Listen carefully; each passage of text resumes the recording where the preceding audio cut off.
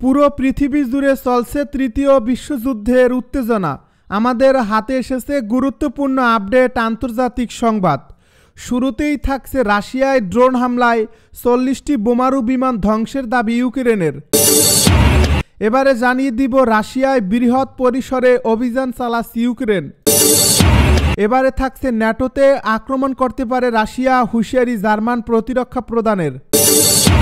আরও জানাবো সিইসির সঙ্গে জামায়াতের বৈঠক আজ।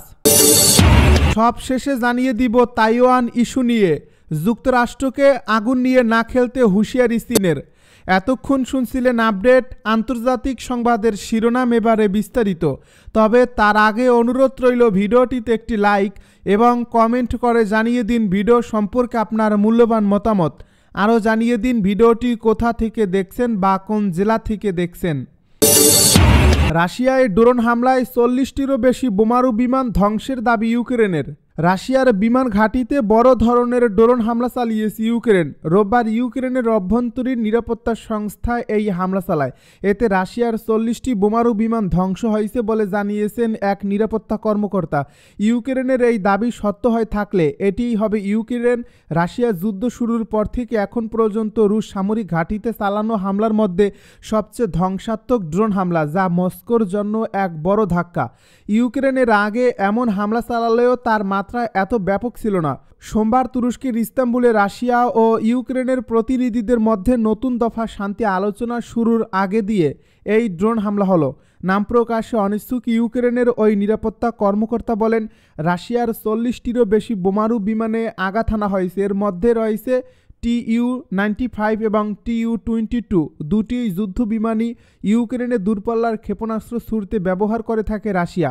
বার্তা সংস্থা রয়টার্স ইউক্রেনের এই দাবি তাৎক্ষণিকভাবে যাচাই করতে পারেনি। রাশিয়ার গণমাধ্যম মুরানমাস্ক এবং ইরকুটস্ক অঞ্চলের বিমান ঘাঁটিতে ড্রোন হামলার খবর জানিয়েছে, তবে বলছে সেখানে আকাশ প্রতিরক্ষা ব্যবস্থা সক্রিয় রয়েছে। ইউক্রেনের কর্মকর্তার শেয়ার করা একটি ভিডিও ফুটেজে এই হামলার দৃশ্য দেখা গেছে। এতে কয়েকটি বড় বোমারু বিমানে আগুন জ্বলতে দেখা যায়। রাশিয়ায় বৃহৎ পরিসরে অভিযান চালাচ্ছে ইউক্রেন। রাশিয়ার সামরিক বিমান ধ্বংসে বৃহৎ পরিসরে এক অভিযান শুরু করেছে ইউক্রেন, যার অংশ হিসেবে দেশটি রোববার রাশিয়ার পূর্ব সাইবেরিয়ার একটি বিমান ঘাঁটিতে হামলা চালিয়েছে, যেটি ইউক্রেন সীমান্ত থেকে কয়েক হাজার কিলোমিটার দূরে অবস্থিত। ইউক্রেনের নিরাপত্তা সংস্থার একটি সূত্র এ তথ্য জানিয়েছে। কিয়েভ থেকে এএফপি জানায়, রাশিয়ার ভেতরে সম্মুখ সীমা থেকে অনেক দূরে থাকা শত্রু বোমারু বিমান ধ্বংসে ইউক্রেনের নিরাপত্তা সংস্থাগুলো একটি বৃহৎ পরিসরের বিশেষ অভিযান পরিচালনা করছে। সূত্রটি আরও জানায়, এই অভিযানে 40টিরও বেশি বিমানকে লক্ষ্যবস্তু করা হয়েছে এবং বেলাইয়া বিমান ঘাঁটিতে আগুন ধরে গেছে। এদিকে রাশিয়ার একটি প্রতিনিধি দল রোববার ইস্তাম্বুলে উড়াল দিয়েছে, যেখানে সোমবার ইউক্রেনের সঙ্গে তাদের আলোচনা অনুষ্ঠিত হওয়ার কথা রয়েছে। রুশ রাষ্ট্রীয় সংবাদ সংস্থাগুলো অজ্ঞাত সূত্রের বরাত দিয়ে এ তথ্য জানিয়েছে। রুশ বার্তা সংস্থা তাসকে একটি সূত্র জানায়, আলোচক দলটি ইস্তাম্বুলে উড়ে গেছে। এর আগে ইউক্রেনের প্রেসিডেন্ট ভলোদিমির জেলেনস্কি নিশ্চিত করেছিলেন যে কিয়েভও একটি প্রতিনিধি দল পাঠাচ্ছে। ন্যাটোতে আক্রমণ করতে পারে রাশিয়া, হুঁশিয়ারি জার্মান প্রতিরক্ষা প্রদানের। রাশিয়ার ন্যাটো দেশগুলোতে আক্রমণ করতে পারে বলে হুঁশিয়ারি উচ্চারণ করেছেন ইউরোপের অন্যতম পরাশক্তির দেশ জার্মানির প্রতিরক্ষা প্রধান জেনারেল কার্স্টন বোরায়ার। তিনি বলছেন, রাশিয়া আগামী 4 বছরের মধ্যে ন্যাটো জোটের উপর হামলা চালাতে পারে, আর সেই জন্যই সদস্য দেশগুলোকে এখন থেকেই প্রস্তুতি নিতে হবে বলে মন্তব্য করেছেন তিনি। রোববার রাতে এক প্রতিবেদন এই তথ্য জানিয়েছে ব্রিটিশ সংবাদ মাধ্যম বিবিসি।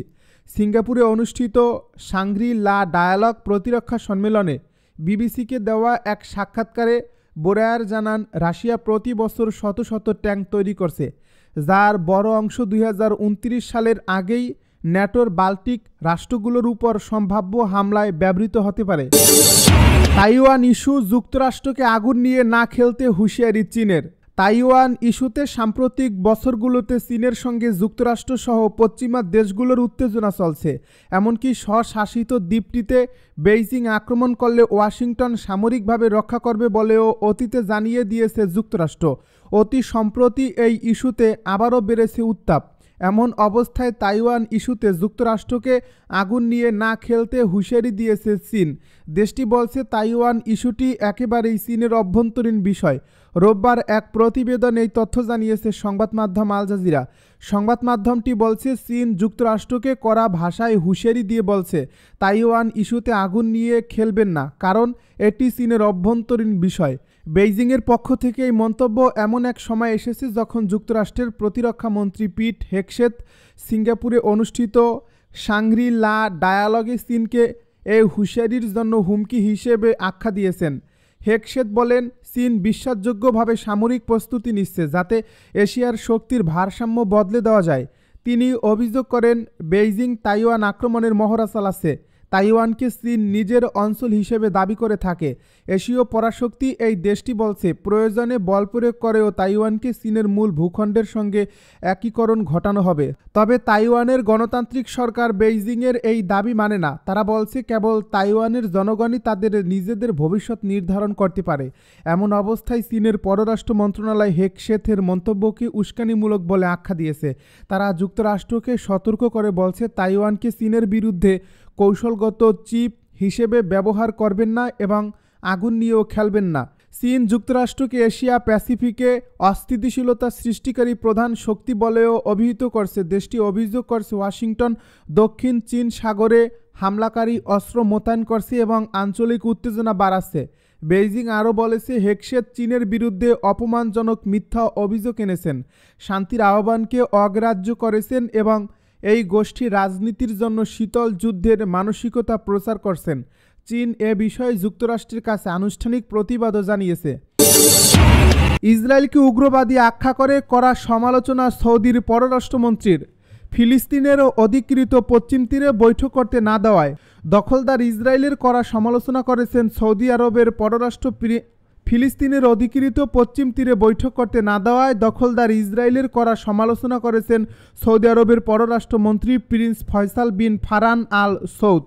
আজ রোববার পশ্চিম তীরের রামাল্লায় তার নেতৃত্বে কয়েকটি আরব দেশের মন্ত্রীদের ফিলিস্তিনের প্রেসিডেন্ট মাহমুদ আব্বাসের সঙ্গে বৈঠক করার কথা ছিল, কিন্তু ইসরায়েলি বাধায় আরব মন্ত্রীরা জর্ডানের আম্মানে বৈঠকে মিলিত হন।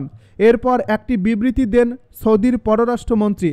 সেখানে দখলদার ইসরায়েলকে উগ্রবাদী হিসেবে আখ্যায়িত করেন। এছাড়া তারা শান্তি চায় না বলেও মন্তব্য করেন তিনি। প্রিন্স ফয়সাল বলেন, পশ্চিম তীরে আরব মন্ত্রীদের বৈঠক করতে না দিয়ে ইসরায়েল তার উগ্রবাদিতা এবং শান্তিপূর্ণ পথে সমস্যা সমাধান না হওয়ার প্রমাণ করছে। তাদের এই ঔদ্ধত্য মোকাবিলায় কূটনৈতিক প্রচেষ্টার যে ইচ্ছা আমাদের আছে সেটি দ্বিগুণ হবে। সৌদির পররাষ্ট্রমন্ত্রীর নেতৃত্বে মিশর, সংযুক্ত আরব আমিরাত, কাতার ও জর্ডানের মন্ত্রীরা পশ্চিম তীরের রামাল্লায় যেতেন। যদি ইসরায়েলি বাধা টপকে তিনি সেখানে যেতে পারতেন, তাহলে 1966 সালের আরব যুদ্ধের পর পশ্চিম তীরে এটি সৌদির কোনো পররাষ্ট্রমন্ত্রীর প্রথম সফর হতো। সিএসির সঙ্গে জামায়াতের বৈঠক আজ। নিবন্ধন ও প্রতীক ফিরে পেতে আলোচনায় আজ প্রধান নির্বাচন কমিশনার এএমএম নাসির উদ্দিনের সঙ্গে বৈঠক করবে জামায়াতে ইসলামী। দলের পক্ষে একটি প্রতিনিধি দল এদিন নির্বাচন কমিশনে যাবে। রোববার সিএসির একান্ত সচিব মোহাম্মদ আশরাফুল ইসলাম এ তথ্য নিশ্চিত করেছেন। তিনি বলেন, জামায়াতের একজন ফোন দিয়েছিলেন, তাদের একটি প্রতিনিধি দল আগামীকাল সাক্ষাতের সময় চেয়েছিলেন।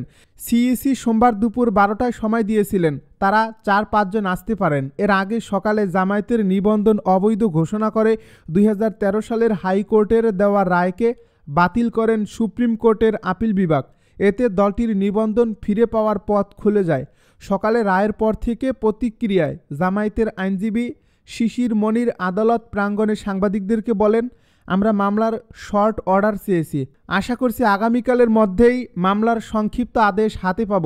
সংক্ষিপ্ত আদেশ আমরা ইলেকশন কমিশনের কাছে অ্যাপ্রোচ করব। ইলেকশন কমিশন অতি দ্রুত জামায়াতের নিবন্ধন ও জামায়াতের প্রতীক ফিরিয়ে দেবে, এটা আমরা প্রত্যাশা করি।